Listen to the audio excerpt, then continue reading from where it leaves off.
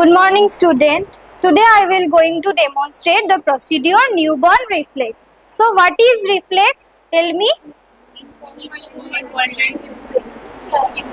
Exactly.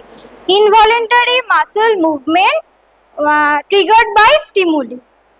Understand what is reflex? So I am going to demonstrate the procedure newborn reflex. So before starting this procedure, we have to do some preparation. First of all, article preparation, then environment preparation, then patient preparation, last one is cell preparation.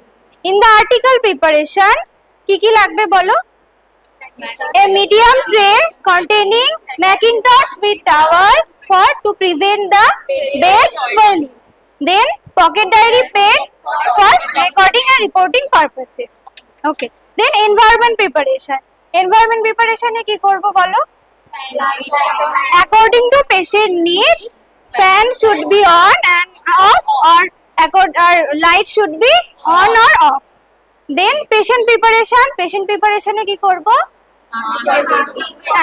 মাকে প্রসিডিওরটা explain করব যে কেন আমি newborn রিফ্লেক্সটা করছি আর মায়ের থেকে পেশেন্টটাকে নিয়ে বা বাচ্চাকে নিয়ে এসে কনসেন্ট নিয়ে বাচ্চাকে প্রপার পজিশনিং দেব। দেন সেল প্রিপারেশনে হ্যান্ড ওয়াশিং করব। কেন করব? To prevent the cross infection. ঠিক আছে? আচ্ছা, হ্যান্ড ওয়াশিং করে আসার পর স্টার্ট করব প্রসিডিওরটা। ফার্স্ট অফ অল প্রথমে আমরা যখন প্রসিডিওরটা করব, আমাদের পুরো বডি, বাচ্চার পুরো বডিটা লাগবে। যখন যেই পোরশনটা আমরা করব তখন সেই পোরশনটুকু আমরা ওপেন করব। ঠিক আছে? ধরো সাপোজ চেস্ট করছি, চেস্টটাকে ওপেন করব, পুরোপুরি একেবারে বডিটাকে ওপেন করে দেব না। আচ্ছা, ফার্স্টে আমরা ফেস থেকে স্টার্ট করব। ফেসে ফার্স্টে কি রিফ্লেক্স হবে? গ্ল্যাবেলার ট্যাপ। এই পোরশন, এই জায়গাটাকে between the two eyebrows, this point is called glabella. So গ্ল্যাবেলার ট্যাপ করব, যেটা হচ্ছে কি বাচ্চা কি রেসপন্স করবে? ব্লিঙ্ক করবে। তো ফার্স্ট ওয়ান ইজ গ্ল্যাবেলার ট্যাপ। গ্ল্যাবেলায় একটা ট্যাপ করব, বাচ্চা ব্লিঙ্ক করবে। বোঝা গেছে? Next one is routine reflex. Routine রিফ্লেক্সে কি করব? অ্যাঙ্গেল অফ দ্য মাউথ বা কর্নার অফ দ্য মাউথে বাচ্চাকে আমরা আমাদের ফিঙ্গার দিয়ে স্টিমুলাস দেব। স্টিমুলাস দেওয়ার পর বাচ্চা কি করবে? সেই যেই দিকে আমরা স্টিমুলাস দিচ্ছি সেই দিকে লিপটাকে মাউথটাকে টার্ন করবে। কেন করবে এটা? মনে হবে যেন কিছু খাবার খুঁজছে বা ব্রেস্ট খুঁজছে। ঠিক আছে? দেন হচ্ছে সাকিং রিফ্লেক্স। সাকিং রিফ্লেক্স যখন বাচ্চা ব্রেস্ট ফিড করবে তখন আমরা অ্যাসেস করব। আইদার যখন প্রসিডিওর করব তখন আমরা মাকে জিজ্ঞাসা করে নিতে পারি যে বাচ্চা প্রপারলি ব্রেস্ট ফিড করছে কিনা। ঠিক আছে? Sucking reflex. Then swallowing reflex. Swallowing রিফ্লেক্সও সেম, মাকে আমরা জিজ্ঞাসা করব বাচ্চা ঠিক করে যে মিল্কটা যাচ্ছে সেটা ঠিক করে গিলতে পারছে কিনা। দেন হচ্ছে গ্যাগিং রিফ্লেক্স। গ্যাগিং রিফ্লেক্স এটাও আমরা মাকে জিজ্ঞাসা করব যে বাচ্চা খাওয়ার পর যে ডাইজেস্টেবল যে ফুডটা আছে ওটা মাঝে মাঝে বেরিয়ে আসে, ওটা হচ্ছে গ্যাগিং রিফ্লেক্স। বোঝা গেছে? ফেসে কমপ্লিট গ্ল্যাবেলার tap, routine, sucking, swallowing, gagging. আচ্ছা, আরেকটা আছে, সেটা হচ্ছে ডলস আই। ডলস আই, পুতুলের চোখ কেমন দেখতে হয়? আইবল কেমন হয়? ফিক্স থাকে। তো সেম, আমাদের বাচ্চা শুয়ে আছে সুপাইন পজিশনে, হেডটাকে একটা সাইডে টার্ন করব, একটা সাইডে আইদার লেফট অর রাইট, একটা সাইডে টার্ন করব। দেখতে পাবো যে বাচ্চার আই বলটা ফিক্স। যেরকম মানে পুতুলের আই বলটা ফিক্সড হয়, আমরা পুতুলের মাথা এদিক ওদিক ঘোরাই কিন্তু আই বলটা কি ঘোরে না, আই বলটা ফিক্স থাকে। সেম নিউবর্ন বেবিদেরও তাই হয়। বাচ্চা হেডটাকে টার্ন করার পর দেখতে পাবো যে পিপলটা আছে, পিপলটা বা আই বলটা ফিক্স। এটা হচ্ছে ডলস আই। ঠিক আছে? তাহলে ফেস কমপ্লিট। দেন কোথায় আসবো? এক্সট্রিমিটিজে। এক্সট্রিমিটিজ, আপার এক্সট্রিমিটিজ। তাহলে এক্সট্রিমিটিজ যখন করব ওপেন করব এক্সট্রিমিটিজ। আচ্ছা, আপার এক্সট্রিমিটিজে এই সারফেসটাকে কি বলা হয়? পাম।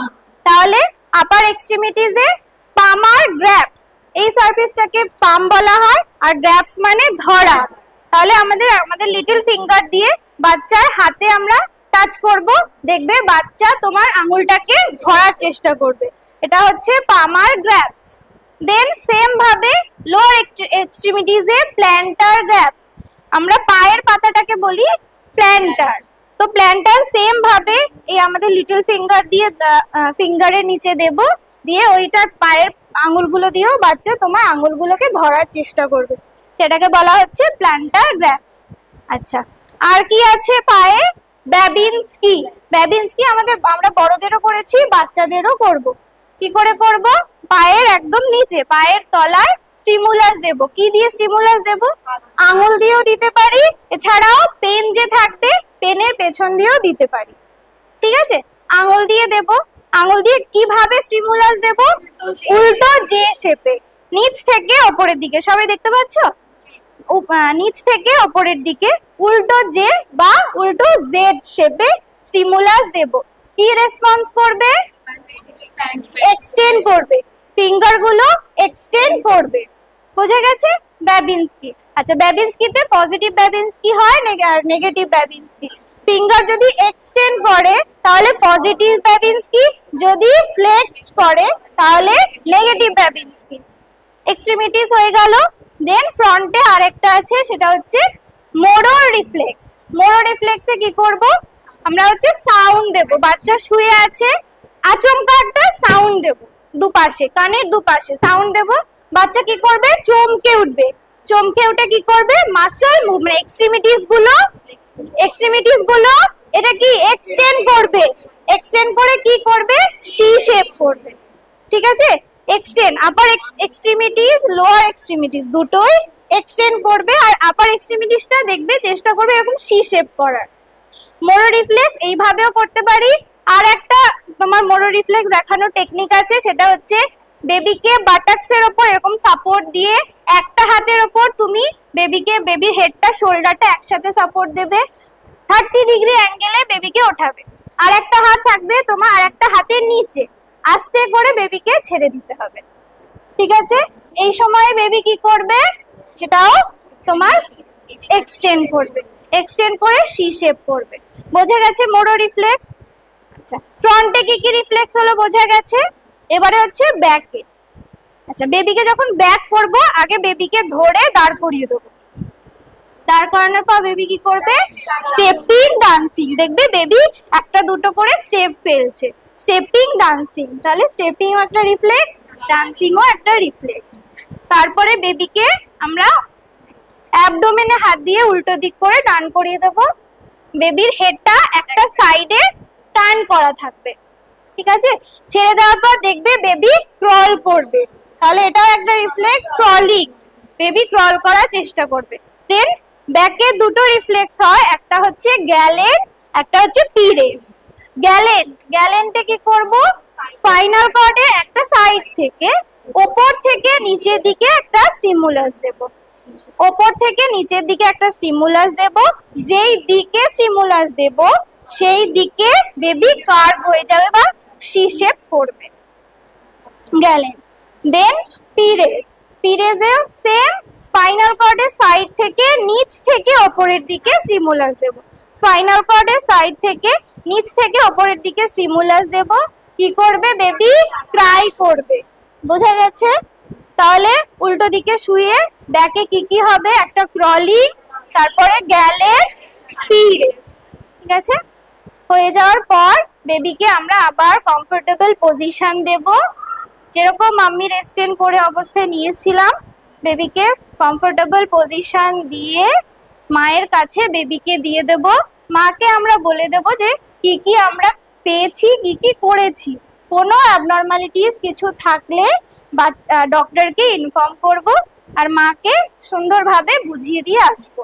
আসার পর তারপরে আমাদের যে পকেট ডায়েরি পেন থাকবে সেটাতে রেকর্ডিং অ্যান্ড রিপোর্টিং করব। আচ্ছা, বোঝা গেছে? কোনো ডাউট? করার পর আমাদের যে আর্টিকেলস থাকবে সেগুলোকে প্রপার ভাবে ডিসকার্ড করব। স্টিল আর্টিকেলস কোথায় ডিসকার্ড করব? অটোক্লেভ। কিভাবে অটোক্লেভ করে? Soapy water, running water, then send to autoclave, 121 degree Celsius temperature 15 minutes pressure. अच्छा